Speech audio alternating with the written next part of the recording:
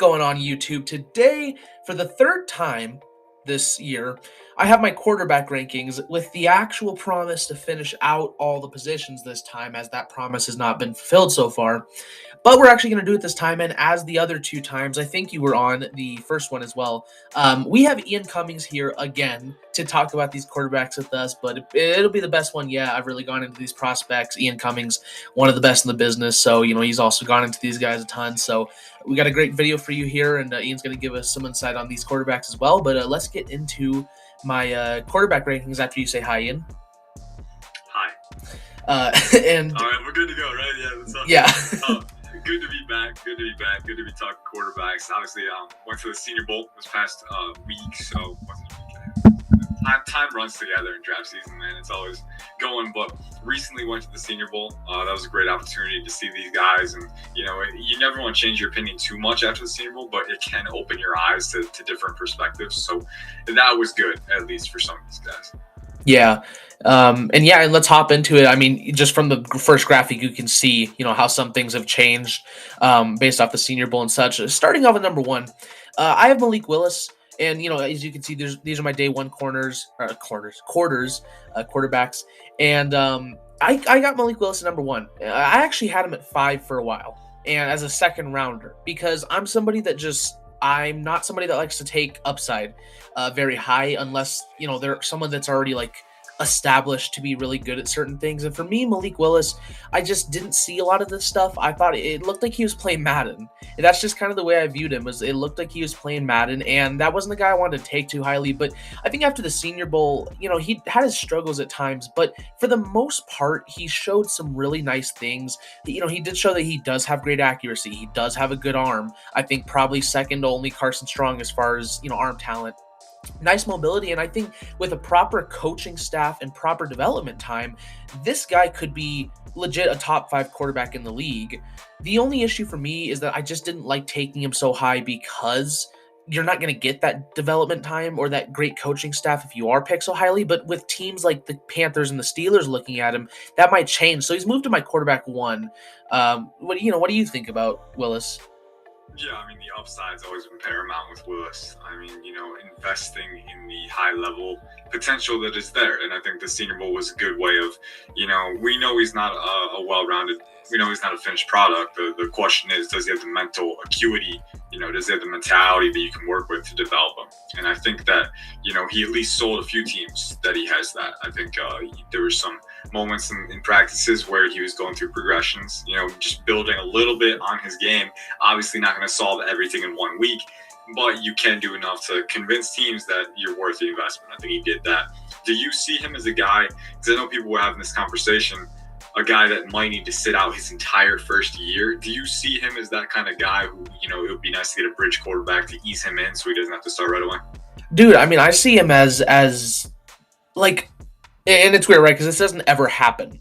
But honestly, I think the best situation for a guy like Willis would legitimately be to kind of sit him for multiple years, like they did with Aaron Rodgers. And again, I know that's not going to happen. I know it doesn't happen.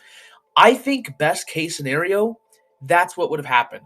For a while, one of my favorite Buccaneers picks was Malik Willis, because I was expecting Tom Brady to be around a couple more years, and I thought giving him a couple years to develop under a great quarterback would have been the best situation, because I think in that kind of a situation, he can turn into a very, very good quarterback. And I do think best case scenario is to sit him out for a year, which is why I think the idea of the Steelers, right, trading for a Jimmy G and then letting Willis sit and develop, I think is the best idea for a team like, say, Pittsburgh. And I thought it was the same thing with Trey Lance, and I'm glad that they sat him for the most part this year. So yeah, I definitely view him as that. And even with that, I just think because the upside is so great and it's far better than any other quarterback in the class, I think it's worth that high of a pick at this point, just because quarterback is so important. So yeah, I mean, to put it shortly, I think definitely this is a guy that you should sit for a while, and that's another one of my fears with him going to one of the bad teams early on.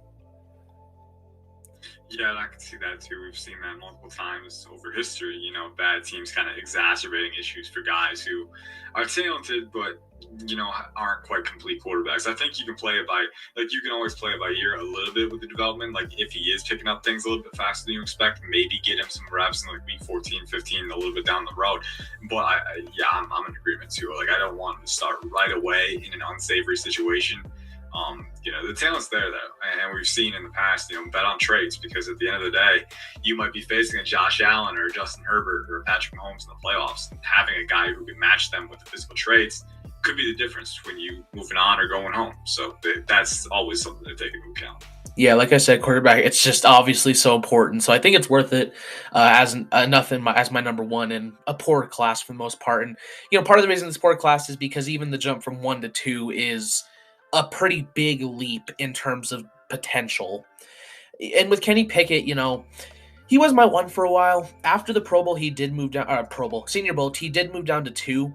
Now, yeah, there were a lot of issues, and he was showing a lot of bad stuff. It was also a rainy week. There's some things that's just going to come, like accuracy's not going to be the best and stuff.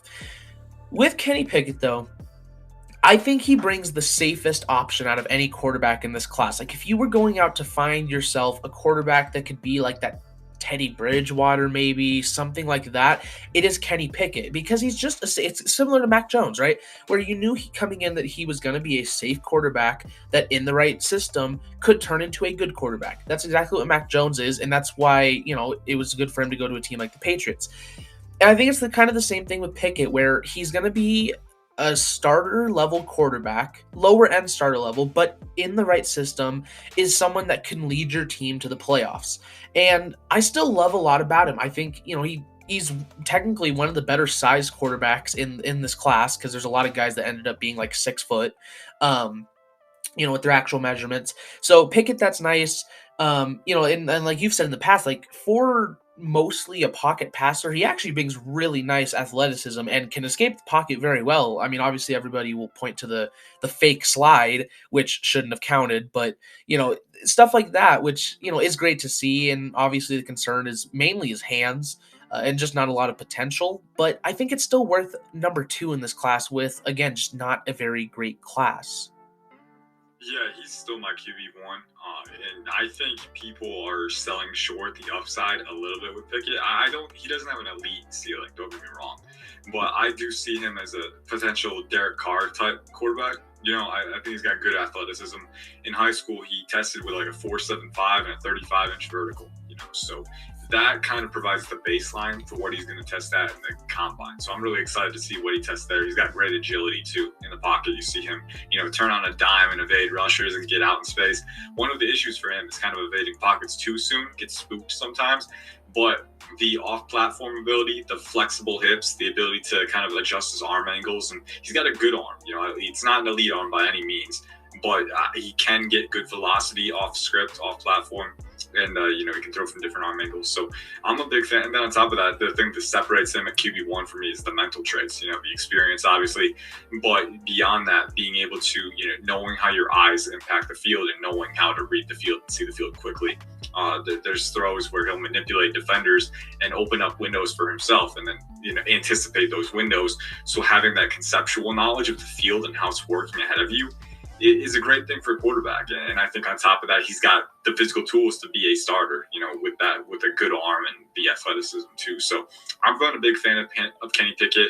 It was the physical tools that kind of drew me to him initially, so now that he's kind of compounded that, for me, it's pretty easy to say he's in contention for QB1 if the hand size checks out. I don't think it was too much of an issue with the Senior Bowl. But we do have to keep watching that. He has a double jointed thumb on his right hand, though, which is very interesting. So that can, logically, that kind of increases the range of motion and can help you grip the football better. So, and we've seen at the Senior Bowl, working with NFL football, is he could get good velocity on it. There were a few fumbled snaps in the rain, which is a little concerning, but it wasn't enough for me to say that it impacted him too much more than the other guys. So for me, I think Pickett's my QB1, but I could also see if you're lower on him. I think, because relative to other guys, the ceiling is a little bit lower. I still think it's pretty reasonably high for a quarterback.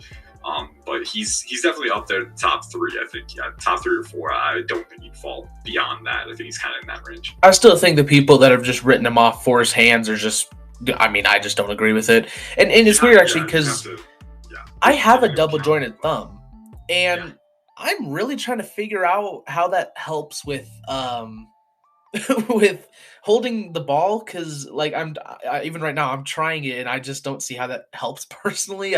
Everybody's been saying that, but I'm just trying to figure out how that works. But yeah, I well, mean, how many inches are your hands?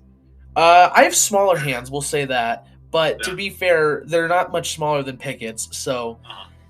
but It's yeah, pretty small. I'll give him that. But it does. I don't know. Just like logically, I don't know. I've never tried. I don't have a double joint thumb. Just logically, if it can increase the range of motion for your thumb, if you can go out a little bit more. And I guess we'll see at the combine because I know he was waiting to measure it until they could measure it accurately. So we'll see. But so far, I feel like it has helped him a little bit because we've never seen a quarterback with this size hand get as far as he has, right? So Mike it's something Vick to watch. was similar. I'm pretty sure. He was similar. Michael Yeah, I Vick, I'm mean, pretty sure he had like 8.5 inches hands or something. eight and a half. Okay, so yeah, I mean, it's And Pickett brings decent athleticism, like we said, to where he's not going to be no, Michael Vick, but he's a good athlete. He's a good athlete. Like he's gonna test better than people expect. Like I don't know why people don't talk about him more personally. probably just because they're busy on his hands.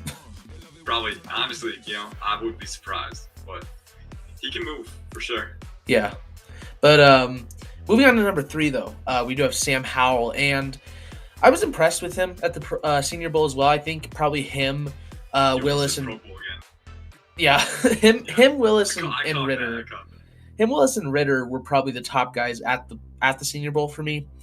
And with Howell, I mean, also kind of disappointing that he comes in at 6 foot because I don't think he offers the same athleticism. He's actually very good in the pocket. Like his ability to kind of like break tackles in the pocket and just evade is something that impresses me, and I do like that going into the NFL. But he's not someone who's gonna like leave the pocket and go for a big run and stuff most of the time.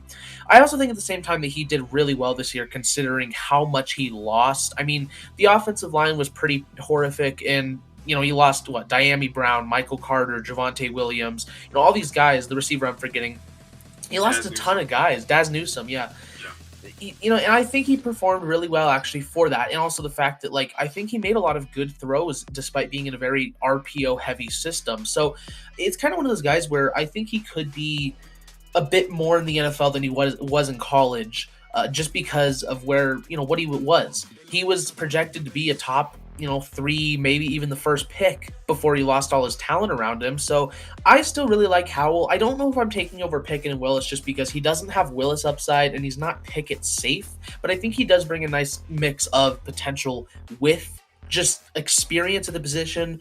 And like I said, he's nice in the pocket. He delivers nice throws, and I think he's still easily a first rounder for me. Unlike a few people, they've started to rise back up on him, but I think he's still kind of in one contention. So Yeah, I've been warming up to him recently too, and I've been in a constant battle not to plant my flag on any one guy. I feel like, and it's tough because that's easy to do in the draft cycle. But I feel like, as a draft analyst, you have to be aware of implicit biases that might be working in your head. And I've battled that in the past. I think everyone does.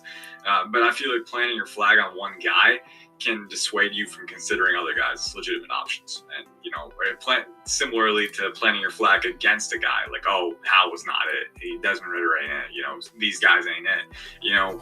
It's great if you have conviction with that opinion, but sometimes it closes your mind off to different perspectives and outcomes that are possible. And I think with Howell, that was one of them for me. The first time I saw him, I was like, I'm not super impressed. I'm out. Right. But then you come back, you reconsider. And I think the Senior Bowl helped with that. I heard that he interviewed very well. I have friends who talked with him and said he's a very humble, down to earth guy, a good leader, obviously, and that'll win people over. But, you look at the tape too. He's got a lot of upside. He's got a crisp, compact release. He can keep his shoulders level. And I think especially producing early in his college career is a good indication. The role of quarterback wasn't too big for him, and he stepped into it right away. Obviously, when he lost the talent, then it kind of dipped a little bit, but still put up a decent season. I think for me personally, how I'm warming up to, I want to go back and rewatch with a focus on his mechanics because that's something that's growing more and more important. As you watch these quarterbacks more and more.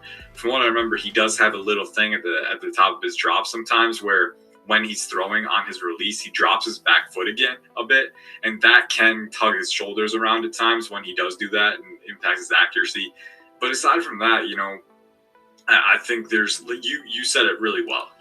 Not the upside of Willis, not the safety of Pickett, but a good mix of both. What do you think about his arm? Because I know I've seen a lack of consensus around his arm. I think it's a good arm. I think it's like in the 75th percentile. But I wanted to hear what you think about it. Yeah, I mean, I think, to be honest, I don't think it's like extra special. I mean, out of this class, off the top of my head, I feel like he's probably got the fifth strongest arm. I'd probably say like all these three guys, as well as like Zappy and who am I thinking about? No, yeah, these three guys and Zappy. Ellaby maybe. No, just these. Sorry, there was fifth. Just these three guys and Zappy. No. Zappy and these three guys have stronger arms. My bad. You're good. I think they have stronger arms. That's the thing is, Carson Strong easily has a stronger arm to me. Willis definitely has one, and Pickett I do think has a bit of a stronger arm. Zappy, he's not accurate, but he can chuck it downfield. At the same time, I don't think Howell's arm is bad. Like, I still think it's a good arm. There's a lot of good arm quarterbacks in this class, in my opinion. So it's not something towards like it's not anything that's raising his stock for me, just compared to the rest of these guys. But I also don't think it's bad though. Yeah, and it's weird because you see lack of consensus around the arms. Like I didn't know that it would be so hard to gauge a guy's arm talent or find a consensus there. But I mean that's why people see it differently. But I tend to agree with the premise that there are a lot of guys who have starter arms in this class. I think Willis, Pickett, Howell, and Strong all hit that mark, and that at least that provides you a little solace when you're investing in these guys. They at least have the upside. Yeah, so overall, though, Howell is still a good prospect. Then at 4, we have Carson Strong, who is still a round 1 pick to me. And it's kind of tough because I think really these top 6 guys, besides the fact that I'm probably not ever going to have Ritter as a first rounder, these top 6 guys can really shuffle in any order, and I just won't argue with you about it. And I really want to put Carson Strong 1 because I think at the end of the day, out of everything, Carson Strong brings pretty much everything to his game except for mobility, and he's actually really good. I think he's probably the best, besides Sam Howell, the best pocket operator in this class. He's just not mobile outside of the pocket, really. And I don't view that as that much of an issue because he's a guy that knows how to read a defense. He's got a very good, strong, and accurate arm to deliver passes. I see like this mini Tom Brady where he's not that mobile, but he just does everything else so well. The main reason why he's down here at 4, despite having nice size, especially compared to the rest of the quarterbacks, and really the only negative to me, big negative, being that he's immobile, the knee injury is very concerning. At first, it wasn't something that I was thinking about too much because, like, at the end of the day, like we said, he doesn't run that much. Like, I didn't know if it bothered him that much in the NFL, but it's not a good injury, and it's something that could decrease his longevity by quite a bit. I forget the actual word of it. It's some long, complicated thing, but it's something that's serious, and it's really affected his draft stock for me. To where it's I'd still take him round 1 just because he's so good otherwise. But the knee injury is a legitimate concern to me right now. Yeah, for me, it's something, and we've had conversations about this with the hand size with Pickett. We were talking about it back in December, right? I mean, as early as then. I think the conversation is, it's something we take into account. For me personally, I'm not going to let it weigh my grade on him until we see at the combine for real, how bad is it. That's usually where we see these things, where we get absolute clarity with combine medicals. So I think I absolutely take it into account. I think there's issues with his play that could bump him down for me. And I like him, for sure. Especially you say that he operates well in the pocket. It's a double-edged sword, like you said, because he kind of has to be a good operator in the pocket because he can't run. Yeah. And I won't say he's not a statue. Like he can move his base, he can navigate the pocket for sure. And, he can go off script a little bit too. He can throw on the run, but you don't want him out there a ton because he's not going to create for you like Willis or Pickett or Howell. Yeah, he's not a play extender like a lot of guys in the NFL today, and that's also something to take into account too. I mean, how many young quarterbacks are succeeding while being a pocket quarterback? That's just not a thing that we're seeing much anymore. So I think there's enough there considered to kind of make him my last day 1 quarterback, but I still do like Strong overall though.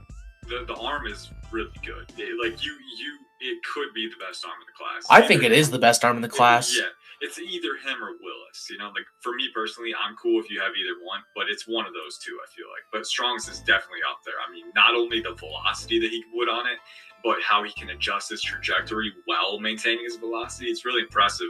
For me, there are some mental things too, like especially there are times where he doesn't see safeties and takes risks that he shouldn't. The decision making can be a little bit better. Which, if you're in the pocket, generally it's good in the short and intermediate ranges. But when he gets downfield, sometimes he takes unsavory risks. If you're going to be a pocket passer, if you can't create outside the pocket, I really need you to be, not flawless, but pretty good there. And as Strong's on his way, I don't think he's where he needs to be quite yet. And then he's got some little mechanical things too that can impact him as well. So there's stuff to work on for a pocket passer. And then, like you said, the lacking mobility, as good as he can be in the pocket, that does limit his upside a little bit. So you have to take that into account. Yeah, and I think with Willis and Strong too, like, yeah, Willis can throw a ball faster, but when it comes to pure, like, just downfield accuracy, like, just spiraling passes, I think Strong does have a better arm, even if Willis can throw it faster. Like, there's a difference between, like, passing and throwing to me, so. Yeah, I can see either one. They're both very talented, but Strong's is definitely in contention. Yeah. So moving on to my day 2 quarterback. So these are guys that I'd see is taken second to third round at some point.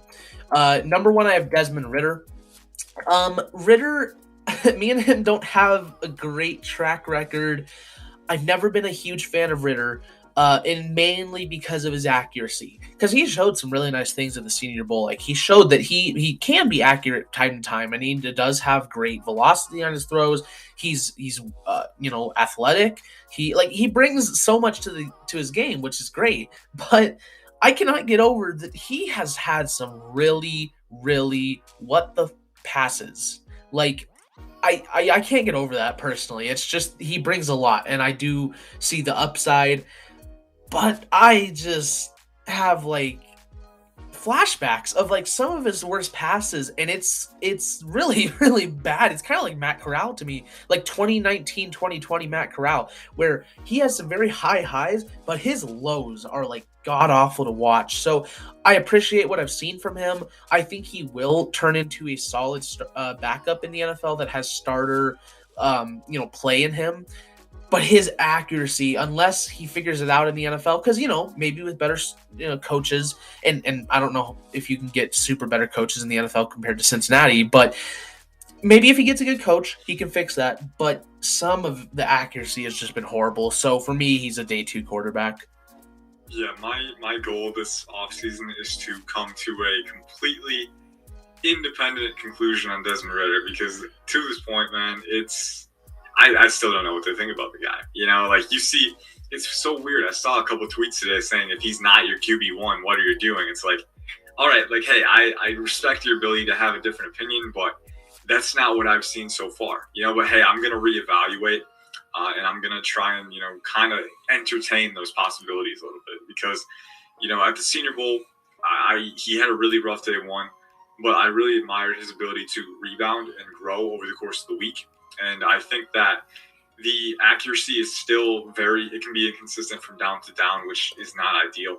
I think a lot of it does derive from little mechanical things that are there. If you really dive into the mechanics, it's really little details that can just be off from down to down. Sometimes he has his base set, sometimes he doesn't. Sometimes he kind of crosses his feet on the drop back, and that kind of precipitates into more, inconsistency when you're in your base. So I think with Ridder, ironing those out at this point, they're bad habits, and how do you break those habits, right? It's tough. Some guys don't break them, so you got to worry about that.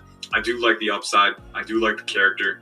For me, my opinion on Ridder isn't quite set yet. I want to go back through the tape and take a closer look at the mechanics, but yeah, I definitely agree with the overall premise. Like you said, he's been a starter for 4 years, and it still hasn't gotten fixed. So will it get fixed, right? I mean, that's kind of the big question. And for me personally, whenever a guy has been that entrenched in this kind of play, like, he definitely has his good moments too, but you can't go through the NFL. You can't be an NFL starter stacking good moments and bad moments one after the other. You have to be more consistent than that. So I like the potential that's there. I'm still hashing out my opinion, so I'll save the rest for later. But the mechanics is definitely the biggest thing. If he can fix that, but you really have to dive in and see, is it fixable? So that's the biggest question with Ritter. The upside is there, but there is work to do. Yeah, and I'd like to think of like, we'll just get him the right coach and, they'll be able to get those accuracy concerns out of the way. But at the same time, like 4 years with Cincinnati, which has some of the best coaches in college football, what's it going to change going to the NFL? I'm not really sure. So yeah, he is my 5. Number 6, I got Matt Corral, who I want to be higher on, especially after most of the quarterbacks struggled, especially consistently at the Senior Bowl. I know like Broshmo said that like Matt Corral might be his quarterback number 1 just because he didn't play at the Senior Bowl, which is totally makes sense. And it's weird because I just ended up moving him to 6 because he didn't play. And I think the main part for that is mainly the fact that Matt Corral showed some really nice things this year. And at the end of the day, he did what I wanted him to do this year. He became more consistent. Like, I don't think he was as dominant at points as he has been in the past, but he was also much, much more clean with the football, which is great. I think my issue mainly stems from the fact that a lot of these other quarterbacks, we kind of have an idea of like what they're going to be in the NFL and what their true upside is and what they do good and what they do bad. And I feel like we don't know the same about Corral, which could totally be a reason to have him higher. For me, I have him lower. Like I said earlier, I'm not a huge guy on like banking on potential, so it makes sense that Matt Corral's a bit lower for me. I love some of the traits. He does have one of the stronger arms, of the class relative to other guys. He's not strong in Willis, but he does have a decent arm. And, maybe besides, again, Willis or Pickett, probably the best escapability in the class. So he brings some really nice things. He's also played with a good amount of talent at Ole Miss. I think he's had a lot of help around him. So, it's just kind of one of those things where I totally, like I said, could be ordered anyway. He could be your quarterback 1. He was my 1 for a while. He could totally turn into the best quarterback in this class. I also think he could be a complete bust. So I have him as my 6 right now. Yeah, I'll keep my thoughts brief on Corral, and I guess for the quarterbacks coming forward. But I think with Corral, was definitely really volatile in 2020 and kind of toned it down in 2021.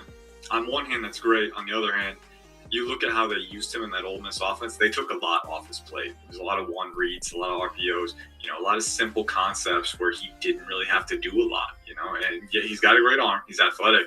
And he's a tough competitor too, running the football definitely has that toughness to him, although with his smaller frame can take some injuries too, which is kind of a underrated concern. But when he does have more on his plate, when he has to scan the field and go through progressions, definitely not as consistent. And you see that Lane Kiffin was trying to minimize those situations as much as possible to limit the volatility. So, on one hand, he toned it down. On the other hand, how much can you actually put on his plate at the NFL level? That's a question for me. He's got talent, but, that's something you have to do. You can't go on talent alone. I will say I do like that, for the very least, in a simpler system, he at least looked good in a simpler system because, for a guy that tried to play like hero ball unnecessarily a lot in 2020 and stuff, for him to kind of have more of a simpler, bite to chew and still doing well with it is at least a positive for me. But yeah, like you said, I mean, it is a much more simple RPO. There's a lot of RPO heavy systems in college football, so... moving on to 7, I have Bailey Zappi, my last day 2 quarterback. And Zappi's kind of weird for me because he's another guy that's been around for a while. Had a really great statistical season, but it's kind of a weird anomaly to me because I don't think he's a type of quarterback that should be having that kind of a season. I think a lot of it really stems from the fact that his receivers were A, very good at, after the catch, especially Jareth Stearns, but B, the fact that Zappi likes to throw downfield so much. And the unfortunate part to that is, for being a guy that loves to go downfield so much and has a nice arm, he's not very accurate downfield. And we even saw that like the Senior Bowl. Like, he just did not look good downfield, And so I think there was like they were doing like deep throws, I think. And there was one really good play where he hit him. And then the next 2 just looked like really bad. Maybe I'm wrong by that, but I'm pretty sure I remember seeing that where like he everybody's going to focus on the good one, of course, or the bad ones, depending who you are. But yeah, that's kind of the thing with Zappy for me is like I think he gets so much stats because like his receivers were again good after the catch, but he throws downfield so much. He's just not accurate for being such a constant downfield thrower. So it's kind of weird for me. I don't think he's an excellent athlete. I don't think he excellently really reads the defense. I don't see the highest upside in him. So I think he's worth a day two pick, but he's probably the first 2 day quarterback in my opinion. Yeah, he'll probably be a day 3 guy for me personally. I mean, you talk about the stats. I think the air raid system that he plays in really inflated those stats. They pass a lot, very, very pass heavy offense. And yeah, he was productive, but it's not a perfect indicator for pro success. I think, I'm not as high on the arm either. I think it's probably an average arm. Definitely the Senior Bowl, you could tell that the other guys had a little more zip on it than Zappy did. And I thought Zappy, he can get decent velocity, just not quite a starter arm. I do like that. He can navigate the pocket. He's a tough competitor too. Against Michigan State, he got injured. He was gutting through it, trying to bring his team back. So I do think there are traits there that you like in a backup, an ideal backup. But I think that's where Zappy maxes out. Yeah, I think he'd be a great backup, and that's kind of how I view these guys. Is I think they'll be great backups, but just not much more than that. Yeah. But moving on to my day 3 quarterbacks. At number 8, I got Eric Barriere out of Eastern Washington. This is a guy that I'm pretty sure you're high on. And being day 3, obviously I'm not like super high on him. I think he'll be a solid backup in the NFL, but just a bit less potential than like say a Zappy or a Ritter or especially a Corral. He brings really nice mobility. I think that's the main thing is that like I do appreciate that ability because that's kind of what I value in a backup quarterback is that there's someone that can go in and make big plays, but also someone that, if you're a backup quarterback most times that you're playing, you're not going to like have studied the playbook enough for like a specific game plan. So I appreciate when a guy's able to kind of use that athleticism as well as like a backup. I think that's part of the reason why Tyler Huntley did so well for the Ravens when he stepped in this year. So I say that in Barriere. I think he'll be a solid backup, and he's kind of a safe backup. Like I think he will be a guaranteed backup. Just don't see him as anything other than that. Yeah, I agree. He's got some upside. He's got a good arm. He's got good mobility. His tape is really fun. And I yawned when you said his name, but that is the absolute opposite representation of his film. He's very exciting, both good and bad. He takes some really unnecessary risks. His decision making can be really spotty, which is weird because he's got good stats. But you turn on the tape and there are some moments where he just doesn't care. He's slinging it. He doesn't. And I love that. I love the gunslinger mentality. If I had a backup, I'd rather they're willing to press the boundary and take risks when they are in the game rather than be too reserved. So I like that from Barriere. I don't think he's going to be any more than a backup or maybe a practice squad guy who kind of sticks around in a rotation. But there are some tools there, and again, that gunslinger mentality, that competitive fire is definitely there. So I'm a fan of his for those reasons. Probably not anything more than a late round, probably maybe even a PFA if he doesn't get drafted, but has some tools for sure. Yeah. I don't have much more thoughts on that, basically, than what we said, to be honest. I think, like you said, though, I would rather have a quarterback that's willing to, like, push it downfield, like you said, rather than, like, be conservative. Seeing Drew Lock be conservative when he stepped in this year was so painful for me. Then at number 9, I got Chase Garbers out of Cal. And it's almost kind of a similar case where I don't view him as a safe backup per se, but I think he is someone that like almost gives me a few Drew Lock vibes in a way where he can push the ball downfield, but he just doesn't excel at really anything in particular. He's got decent size, compared to the rest of the guys in the class. I think he'll bring decent upside as a backup, just not much more than that. I think the main reason he's above a few of these other guys is because I do think he possesses a bit more safety in a way. Like he's not going to go out there and be like completely sporadic with the ball, but still I think can give that backup, like backup play to you. Yeah, and I'll be honest, I have to go back and watch his 2021 if I get to it. It's I'll be honest, it's not super high on the priority list right now, but I do think when I watched his 2020 tape, he was pretty average in a lot of areas. A little inconsistent playing off of pressure, could get flushed out of the pocket pretty easily. And he's not super mobile. He's decently mobile for a backup. I think he's got enough mobility, but not like gonna create a ton. Got an average arm again. And just he has some good moments, some bad moments. I think decent size. I think he's a guy you get in the rotation. You let him learn in camp, see if he can kind of carve out a role there. But again, not starting upside, going to be a backup if anything. But hey, I mean, those have value. If you can get a safety blanket in a guy like Garber's for a cheap price, then that's pretty valuable in its own right. Yeah. Moving on to 10, we got Caleb Elby out of Western Michigan, redshirt sophomore. Now, that doesn't necessarily mean he redshirted in his sophomore year. That just means that he's a sophomore, but he redshirted at some point.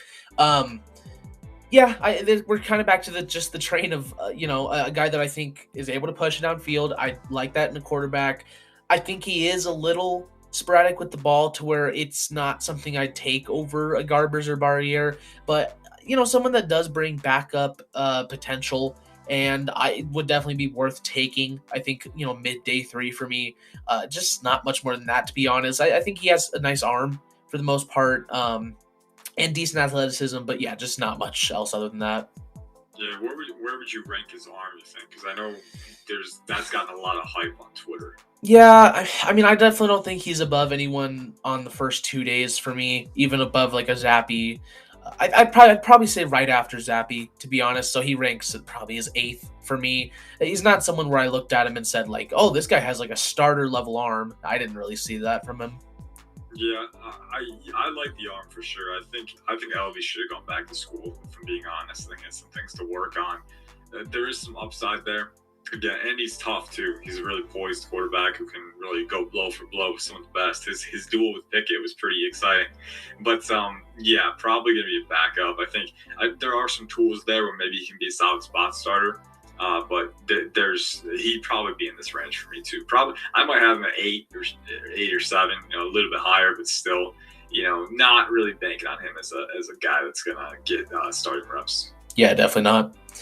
11, we got Brock Purdy, and this is such a weird player because I was really hoping that he played well this year. I was rooting for it because at the end of the day, Brock Purdy is somebody that who will be picked in day 3 or maybe even not picked at all and still has legit starter upside. I know that's unpopular probably, but there is a world where Brock Purdy does become a starting quarterback. It is going to be a very, very difficult to find world, but it exists. And it's just disappointing for me because I like a lot about him. I think he's got an underrated arm. I think he's underratedly athletic, if underratedly is a word. And with not a lot to work with at Iowa State. I mean, he had Breece Hall, but Breece Hall could barely run half the time because the offensive line sucks so much. So it's kind of tough for me because I think he's got that upside level, but he's also never really improved in his entire time at Iowa State. So it's tough because I like a lot about him. I think he's got upside. I think he is underrated. I don't think he's top 5 quarterback like that one guy said on Twitter, but I think he is somebody that offers an interesting, I think he's someone that definitely deserves a shot, but still day 3 for me though. A guy Cam would love to hear you talking about Brock Purdy like this. He's a big Brock Purdy fan. This is the first time where I'm gonna have to disagree, unfortunately. The first time I watched him, I thought I saw a little bit of it, but the second time I watched him, it cooled me off a little bit. I do think he's a decent athlete. Again, he's got, I don't know, the arm for me really didn't. I thought maybe I saw a couple flashes the first time around, and I don't know, I don't think it's super elastic. I don't think he can really adjust trajectories very well. I don't think he has elite velocity. Again, he's a tough, experienced quarterback. I think he can be a backup again, which in the tiers, that's where you look for. Guys who do that. I think he can be that for sure. But the accuracy can be a concern at times too. So I think, that's what you're getting from this guy.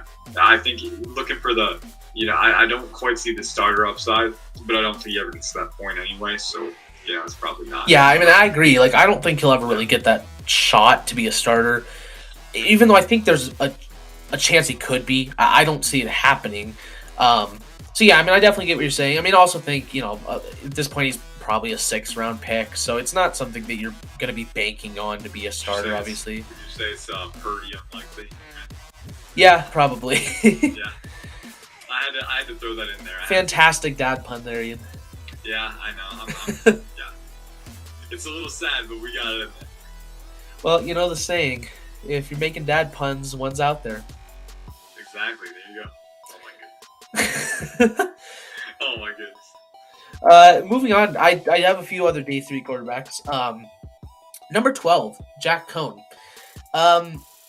Again, very frustrating player because his high level play is really nice. In my opinion, I think this is another guy that I think I don't really see it anymore, but at a point had some starter level upside in him and some really bad lows. And again, it's a similar case where I think he's decently athletic. He's got a decent arm. His accuracy has been a huge concern at points, and his mechanics are not something I like looking at. I was decently high on Ian Book last year, and a lot of people didn't like that. And so with Jack Cohn, it's kind of been a similar case where he's almost played a lot like Ian Book. I'm just not as high though. Nice size, some stuff to like, some decent upside to be a backup at this point. But yeah, it's just he's really lost me. Yeah, I'll bunch these guys together because my thoughts are gonna be pretty brief, and I feel sorry, right? Because they're prospects, right? But yeah, and it's at the same time, it's our job. You're playing football, you're trying to get to the draft. We're just here to tell you what we see. So yeah, I'm sure these guys are great people, but as a prospect. I will say Akil Glass, I do like. We'll get to him in a second, dude. Akil Glass. I'll bunch mine together real quick. Jack Cohn, I think again tough competitor, can run a little bit, but I do think, like you said, not a ton of elite upside there. Dustin Crum is an interesting one. He does show some nice flashes of deep accuracy. Just the frame for me, it's not an NFL frame. He's decently athletic. I think he could carve out a role as maybe a backup or a third string guy, but again, probably not getting drafted. Akil Glass, I like more than some of the other guys on this list. I think, not mobile at all, but at the FCS level, he was very good at distributing the ball and getting it to his playmakers and working within structure. And I think he's accurate in short and intermediate ranges. I think that's a trade that could give him some reps early on. But yeah, with these guys, and like you said, our job is to evaluate this objectively. And so it feels disingenuous if I was going to say, on Twitter, just peddling constantly, Jack Cohn's QB1, baby. No, it feels disingenuous because you're lying to the prospect if you're telling them something that you don't see, So it's our honest evaluation. I think these guys could be backups, but, the upside is a little bit limited at this point. Yeah, I think I'd feel horrible if, a prospect saw something I had to say about them that wasn't true and that, affects them in that way, because teams are going to be so much more harsh than even the worst of us are. So, and that's why I always try to stay positive on Twitter with whatever I say, because these guys do search their names. They do. I would if I was in that situation. Oh yeah. Right? But if they search their names, you'd want to be a positive impact. Hey, this guy made a crazy play, right? Not the negative. So you definitely evaluate and you have the negative stuff in your scouting reports, but on Twitter, keep it positive. Yeah. We're gonna in my thoughts, Dustin Crumbles kind of skip over because you basically said it. He's got some nice flashes, but he's a day 3 quarterback, obviously. Yeah, Akil Glass, I am interested to talk about him because the issue with Akil Glass for me is that I think overall, if I was taking these guys, which is really how these rankings should be, so maybe, take it with a grain of salt, but if I was taking guys, I would probably take Akil Glass before either of these two guys, or, I'd probably take him after Ellaby, to be honest. The issues mainly stem from the fact that, like we said earlier, in a backup, you're looking for somebody who can push it downfield, but also in my, what I really want is mainly athleticism to give you that ability to still make plays even as a backup that hasn't studied the game plan that much. And when you're Akil Glass and, with a guy like Carson Strong, he's not a statue because he can navigate the pocket. Akil Glass, unfortunately, is a statue. He doesn't really navigate the pocket that well. And so that's just the issue for me, is that, I've seen some really nice things from him, and I really wish that he would have, gone to a bigger college, because I think he might have been able to get some more attention and raise his stock higher. But when you're pretty purely going to be a backup at best, but you don't bring any athleticism. Even if you do have a nice arm, you can deliver some nice throws. It's just with how he plays, who he is. Unfortunately, I can't be high on him. I'd still pick him. Probably seventh round. I mean, he's the last day three quarterback for me. But just with the rest of that, I wouldn't take him over these guys at the end of the day, though. Yeah, I mean, yeah, you hit the nail on the head. Like with him, and in college, it was a lot of quick game stuff, but like quick dropbacks. He definitely reads the field quickly. He can identify that separation and get the ball in there, but not a guy who's going to create a ton with his arm or his athleticism. Well, and also, like I said, too, we're just not seeing quarterbacks like him anymore. So, unfortunately, you're just 30 years too late, Akil. So sorry, but. And then moving on to my undrafted free agents. Number 15, I got EJ Perry out of Brown University. Yeah, I haven't looked a ton at this guy, but I think he's definitely someone that would be worth, at the very least signing, after the draft. I don't see him getting drafted, but he's shown some nice things, though, and he's just another one of those guys where, like, he's got a decent arm. I don't think he brings, like, the best of athleticism in the world. He does, make some nice throws. He's not, like, a great field reader. Not great upside, but it is someone that, like, to me, the very least is worth, like, taking a shot at to be a backup potentially, but, nothing much more than that. Plus, he's not thin, but he's got a smaller frame, though. Yeah, he's an interesting quarterback. I will say, and I'll keep it brief though for these guys. He was on that Brown team, which was absolutely terrible. Oh yeah, terrible. And he was by far the best player on the team. He definitely dragged him through a few games, and I'm interested to see how he tests too, because I know some people who are high on his athleticism. So we'll see. He got invited at the combine, so we just see. Did he really? Yeah, just kind of a guy to watch. Yeah. Yeah. And it's almost the same case with Terry Wilson, to be honest. Like I've definitely watched more Terry Wilson than I have Perry. Just another one of those guys. It gets almost similar at a point. Like there's some things that these guys do better. Like I do think over EJ Perry, I do think Wilson has a bit better of an arm and stuff. But overall, it's just someone where he's not good enough for me to pick him. I think he brings interesting size. He's got an interesting arm with some decent potential to be a backup. Just not enough for me to draft, in my opinion, and so he's just a UDFA for me. Yeah, he used to play Kentucky, and at Kentucky, definitely has the talent, right? Definitely has a good arm and good athleticism. For me, the eyes were really, really not good though. There were times when he would really stare down targets a lot. Key in safeties, doesn't really know how to manipulate safeties and read the field quickly. So, I think with him, the upside is limited in that respect. He's got talent, but it never quite clicked for him at Kentucky. Obviously, and then New Mexico had a little bit better year in New Mexico, but I don't think he's anything more than a PFA who can he'll get a shot in a camp, but he's got to make it work. Yeah. And then just moving on to the straight up undrafted guys, it's kind of unfortunate because like you just oh, I haven't even been moving your camera. I mean, these guys who know who we're talking about, because I don't think it's covered up anyone yet. Actually, I'll move you over right now. But yeah. So unfortunately, with these undrafted guys, like it's just something to where like you're not going to be saying the nicest things about them. But at number 17, we got Cole Kelly, who Southeastern Louisiana caught my eye. Like halfway through the year. It was someone that I looked at a bit, and he brings some decent. He's thrown some decent passes. He's looked solid in the past, but at the end of the day, I just don't see anything in him. Just because 6'7" quarterbacks have just historically never worked. There's never been a good 6'7" quarterback, and so I just don't see him as going to be someone that changes that. Yeah, I agree. I'm intrigued by the traits, but to me personally, I don't see an elite arm. I know some people are higher on him, but I've never been super high on him. So I gotta watch more of him, to be fair. But especially the frame too, I'm not sure how it kind of translates. He's got decent mobility for his size, but can be a little clunky sometimes. So yeah, it's kind of hard when you're 6'7". 18, we got Tyler Shuck out of Texas Tech, which I mean, I feel like he's someone that would be a pretty easy candidate to return. I think he might have returned actually. I'd imagine transfer again, to be honest, just because like I wouldn't want to be backing up Quinn Ewers. Wait, no, he went to Texas. Texas Tech. Did he?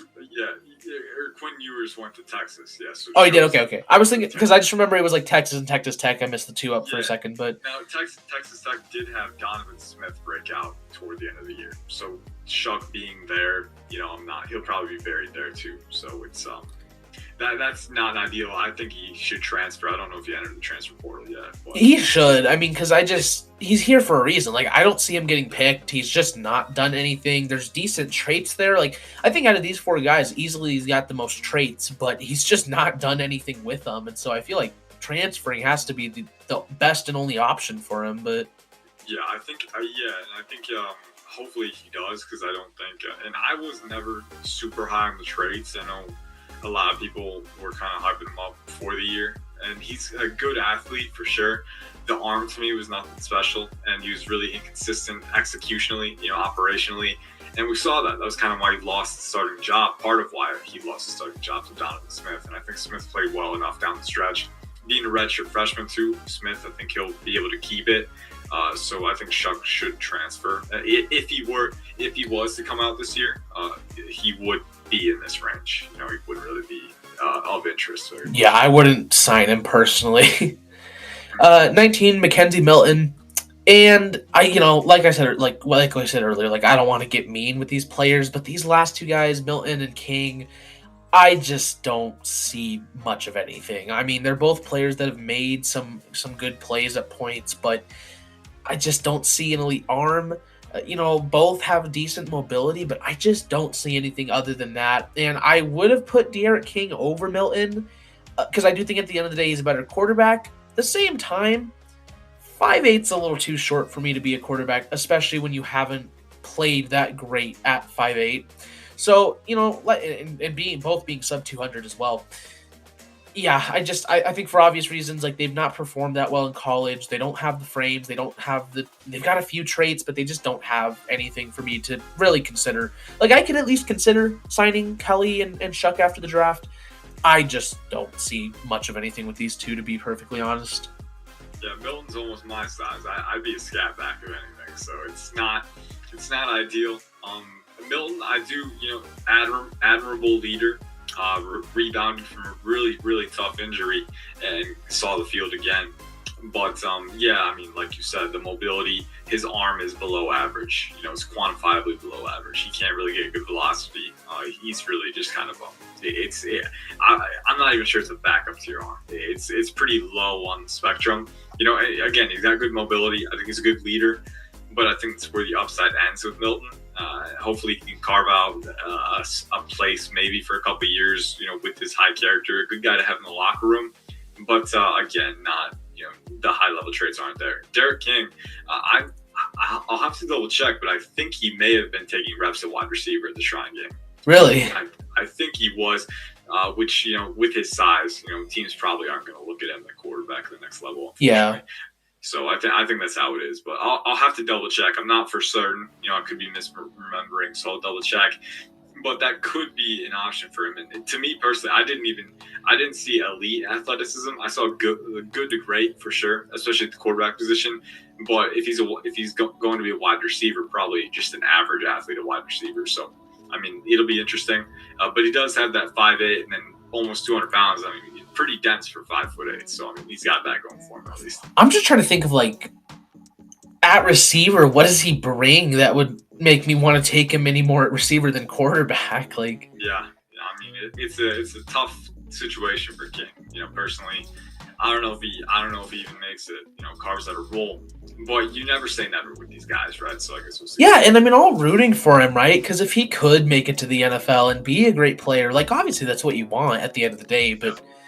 Yes, and then that's the tough part that I've kind of tried to just get over already is that, like, I'm aware that I'm going to be harsh on some of these guys, but that's just kind of what I'm here for, unfortunately, so. Yeah, you got to be honest. You don't want to be disingenuous and hype up guys. It's not going to happen. Yeah, plus you just get hate on Twitter for it. And then last, Ian, I don't know how much you're going to. You get hated on Twitter for anything, let's be honest. Well, yeah, it's Twitter, but. Yeah. Ian, I don't know how much you're going to speak on these guys, but I also do have special teams just since quarterbacks is the least scouted position for me. Day three, I got three kickers who I do think would be deserving of day three picks. Cade York, out of LSU, makes some very clutch kicks. I mean, he's probably one of the biggest name kickers in the league right now, or in the nation. He's my number one kicker, but at a 6th round pick value. Yeah, I mean, it's just solid. I think he's got Evan McPherson like value to him, but probably won't be as good as Evan McPherson because Evan money.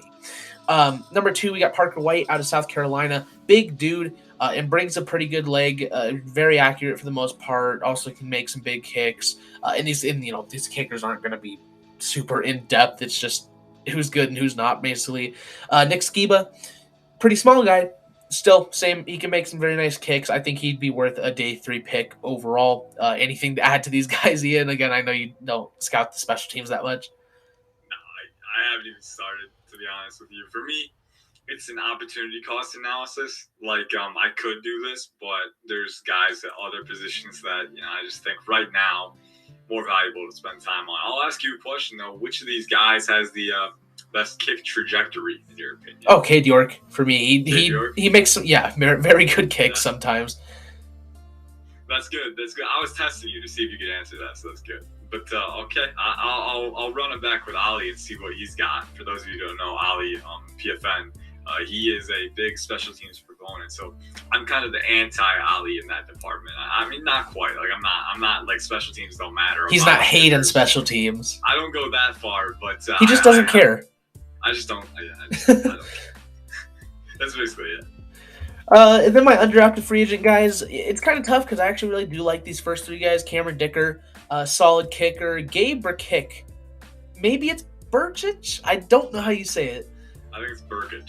Burkic? Yeah, so Gabe Burkic, I had him a lot higher before, but unfortunately, he's actually just not the most accurate kicker, which at the end of the day, I want you to be accurate. I think he had I want to say 69, which nice, but 69 field goal percentage, I think it was, so not the greatest in the world. Braden Narvison out of Western Kentucky. He's just kind of in the period. You're just kind of in that tier now where these are guys that can make those kicks. You're seeing, are they worth being my kicker? Pretty much is not anything special. Charles Campbell, pretty much same case out of Indiana, and then just my undrafted guys that I just would not think much of. I think Anders Carlson might have actually returned. I was actually talking with Ollie about special teams guys, before the video and stuff, and he said to look and check, but Carlson might have returned. Either way, though, just not guys that I'd be looking at to really be my kickers of the future. They're kickers in college, some of the better kickers, but just nothing special. The one guy I am very excited to talk about, and I'm sure you know who this is, Ian. Me and Ollie worship him. Matt Ariza. Day three, this guy's worth a 4th-round pick. Trust me. Maybe he won't be picked in the 4th round, but this guy, oh my God, he's so good. He's like the Ray guy of this generation. I'm being serious, Ian. I'm talking Johnny Hecker level punting. This guy is a punter god. And I just don't know how to say than that. Statistically speaking, he's actually the best college punter ever. Not only that, he's an actual kicker. He plays kicker and punter for San Diego. As an actual kicker, he's good at that too. So legitimately, this is a guy that can play kicker and punter in the NFL. For me, preferably punter, just because again, he's got that talent to where I'd imagine in a redraft 10 years from now, he's going to be a guy that goes in a 1st round of a redraft. He's legitimately that good. So me and Ollie worship this guy for a reason. Matt Ariza, this guy's really good. He's worth a 4th-round pick in my opinion. And then Jordan. Oh, sorry. I'll just defer to what Ollie's been saying about him, which is pretty much exactly what you were saying. Ollie had a great interview piece about him I think it was a week ago now. But yeah, it really opened my eyes to him. Raise up a great competitor on top of that. So it's always nice to see the players' perspectives, and he's a fun player, but a great guy off the field too. Yeah, that's great. Just only helps the stock. Then the number 2, Jordan Stout, the other guy I would draft above Jake Camarda, which I know a lot of people know and really like. I like Stout a bit more. Statistically speaking, he is better. But just beyond that, I think really just look at one of his Senior Bowl punts where it was just, I think it was 65 yards, and it was just on the nose. Just a very good punt, and he has a number of those at Penn State, so a really good player in my opinion. My undrafted punters, Jake Camarda. This is a guy that I would definitely take. He'd be one of my first priority undrafted free agents, to be honest. Like, he is a really good punter. Just I don't think he's quite as good as the other two are worth a pick. Um, Beyond that, I mean, Haggerty, Hayes, and Dean. I do like Dean and Hayes. I like Haggerty a bit more, mainly just because, like, statistically, he's a bit better than both. But I do think Hayes and Dean maybe have a more likely shot to be a punter, like starting punter at the next level. And then the undrafted, actually, no, none. I have 6 punters. So, but yeah, that's going to knock out special teams, though, and also the quarterbacks. So I want to thank Ian very much for coming on, spending his night with us, and giving us some great thoughts. Check him out on Pro Football Network, as well as Ollie, who we talked about. They've got some great stuff there. They get to interview players because they're big, important guys. So yeah, go check out their stuff. And thanks a lot for being on the channel again tonight, Ian. Wait a sec. You're signing off before I got a chance to give my thoughts on the punters. Oh, go ahead. No, I don't. That was a joke. I don't have anything. I will say, just a quick Easter egg. A lot of punters come from Australia. It's really interesting, and it's like a league down there, Australian rules football, and they do more punting in that league, punting and kicking, and it kind of trains these guys for it. So it's kind of cool. You look up how many guys are from Australia. It's a lot more than you would think at the kicker and punter positions. I know Jamie Gillen got a lot of hype for it because he's from Australia or whatever, but there's a lot more than him. It's a good percentage of the league. So if you're ever looking for trying to find punter talent, trying to be the first guy for the next big thing, look at Australian rules football because a lot of them come from there. It's pretty interesting. Well, thank you for the very cool Easter egg. That's what I'm here for. Yeah. I was hoping for like an in-depth player breakdown of Lucas Dean, to be honest, but that's good too. Sorry, I can't. Yeah, I fall short there, unfortunately. I apologize. But yeah, thank you a lot for being on here today, Ian. I hope you show up for a couple more of these positional rankings. I've also got Broshmo coming on for a couple, probably receiver and corner. So yeah, Ian, if you want to join any other, just let me know. And yeah, so thank you guys so much for watching. If you liked the video, don't forget to leave a like, subscribe, and hit the notification bell so you never miss an upload. Thank you guys so much for watching, and I'll see all you guys in the next video. Bye-bye.